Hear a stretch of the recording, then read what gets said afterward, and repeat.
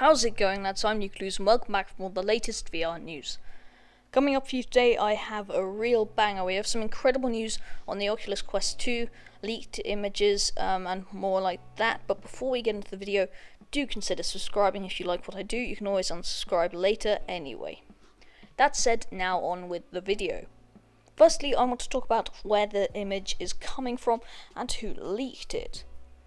The image was posted on Twitter by a person called Walking Cat. Now you might be thinking this is a bit weird, but Walking Cat has an incredible track record and reputation for producing and leaking images of tech way before they released.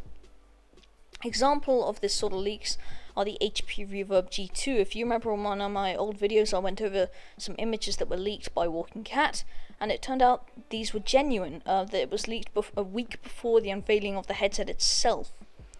So I guess we might be fairly convinced that these are genuine leaks. Having said that, if this is what the Quest will be like, I highly doubt we'll see a release date or the product being released until Oculus Connect 7, as I doubt Oculus will release before then. Firstly though, let's have a look at the image, and I'm going to try and think about what we can see from it. So firstly, let me ask you, what jumps out at you most? For me, it's the fact that it is white. Now, I mean, I love the look of it, and I think it looks incredible. It really puts itself out there, and is different to most headsets, and is the only one in Oculus's lineup, except the Go, that is white. So that might be great for marketing reasons, something else, but hey, it still looks amazing. But that said, the headset being white may lead to things such as fingerprint marks, or just general dirt. You know, I guess white just shows wear a bit more. Now, another obvious change to the headset is there not being any fabric on it. I did say in an earlier video that I doubted they would keep the fabric, as without it, it makes it easier to produce, therefore making production quicker. This would lower costs as well, so that's not really too surprising. That said, I think it is a shame, as the fabric on it just gives it a more premium feel, but if it gets them to produce more headsets faster, I think it's a worthy sacrifice. Another thing that immediately became apparent to me was how there is no manual IPD adjustment slider, which I think is really disappointing, as this would be a massive step backwards. The Rift S has no IPD adjustment slider, and this means that some people just cannot use this headset, so that would be really annoying if the Quest 2 doesn't have it. This implementation would also mean that the headset would move from OLED displays to LCD displays. Also, the thing that I disliked from the Quest is the head strap. The Quest head strap is uncomfortable. It does not do a great job of supporting the weight of the headset from pressing into your flesh. Really, the only way to stop the horror is to use the VR cover strap thing or the deluxe audio strap from HTC. So what is really different with the strap? Firstly, the side strap looks to be more rigid rubber maybe, which would be better as it would give more support for the head. I also think that the straps look wider, which again would be better with would be better with weight distribution. But the one thing that isn't known yet is what the tightening mechanism would be. The current Quest uses simple Velcro straps, but I see nothing in the images which, you know, would mean it would use Velcro. The Road to VR article I read said it may use a sort of spring mechanism, which achieve the ideal tightness easily, or it might use a sort of dial at the back of the headset. A lot of other headsets use that, like the Rift S. But in terms of weight, we had Bloomberg saying it would go down from 571 grams, 20.1 ounces, or 1.25 pounds, to 453 grams, 16 ounces, or 1 pound, which would be such an incredible difference and would feel so much nicer. Paired with that new strap design, it should be a lot better. There still seem to be 4 cameras on the front of the headset, which I think is fine, as the Quest tracking is very good, so no complaints there.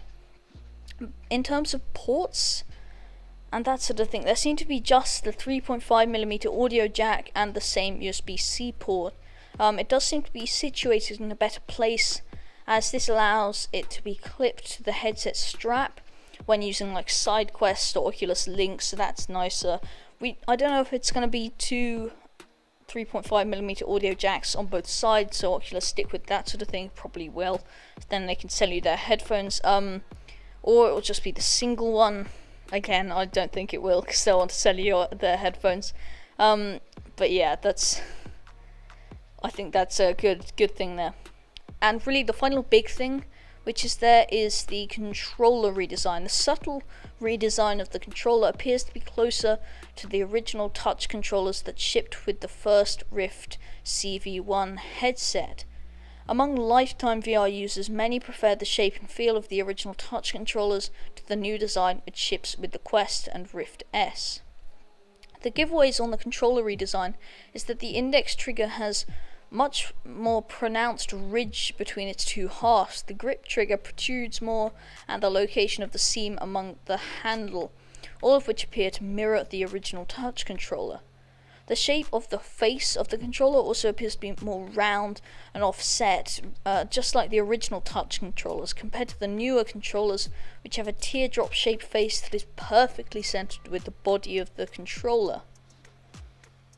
Now, that's the main sort of differences on the image, but it may be entering production within the month, and it's also said to be Oculus will produce 2 million headsets before launch. Or I've read different things, but 2 million is what I'm going to base on. There was also 5 million, but so they're really prepared because of the overwhelming, incredible launch of the Quest and how well it did. So they will prepare a lot better this time, and hopefully with the cost form, it will be better.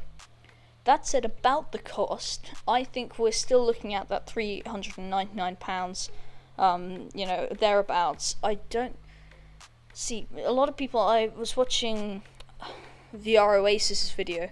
He said that it could be the light kind of. They've cut down on the cost and I'll make it £299, but I don't think so. I reckon I'll keep it the same, bump it up a bit. That's the main thing, we don't know about the specs.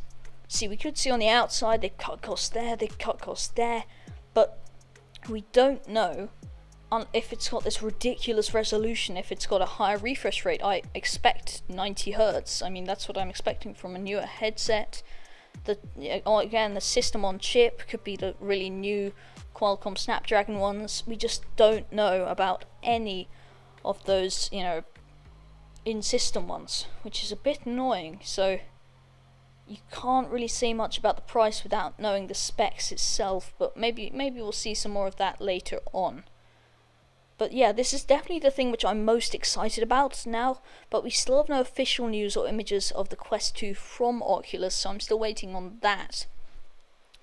I would also love, as I said, to see a spec sheet for this, because it will either be slightly better than the Quest and cost less, or be incredibly amazing in the specs, have a ridiculous resolution and cost the same, I reckon, because there's these headsets now with the XR2 chip. We might see that. I doubt it from Oculus, but you don't know, so it would be nice. I'd also like to know on how to watch Oculus Connect 7, maybe a date, or they could tell us, a bit of information. But yeah, that's all for now. Thanks so much for watching, and I'll see you soon for more of the latest VR news. Thanks, lads.